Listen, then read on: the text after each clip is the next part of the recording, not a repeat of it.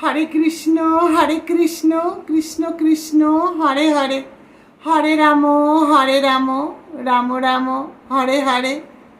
শ্রাবণ মাসে মহাদেবের পূজা করলে কি হয় জানেন?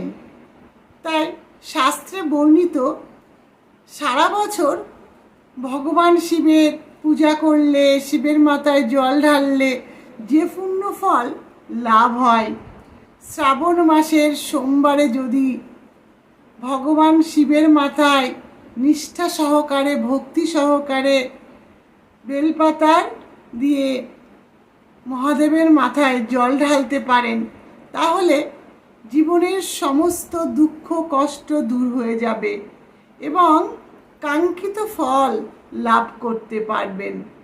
তাই বলবো, শ্রাবণ মাসের সোমবারে প্রত্যেকেই চেষ্টা করুন ভগবান শিবের মাথায় জল ঢালতে, এবং এটি যদি নিয়ম করে নিষ্ঠা সহকারে ভগবান শিবের মাথায় জলদান করতে পারেন, তাহলে জীবনের সমস্ত দুঃখ কষ্ট দূর হয়ে যাবে।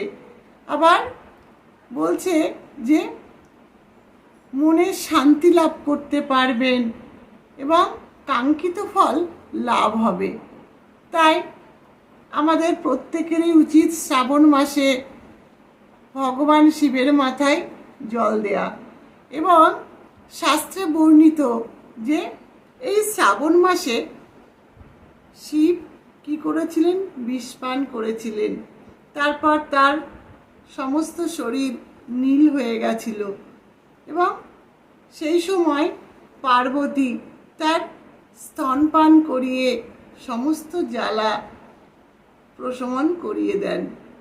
তাই বলবো, যদি ভগবান শিবের কৃপা লাভ করতে চান, যদি পুণ্য ফল দ্বিগুণভাবে পেতে চান, তাহলে অবশ্যই নিষ্ঠা সহকারে, ভক্তি সহকারে শ্রাবণ মাসে সোমবারে ভগবান শিবের মাথায় জলদান করুন।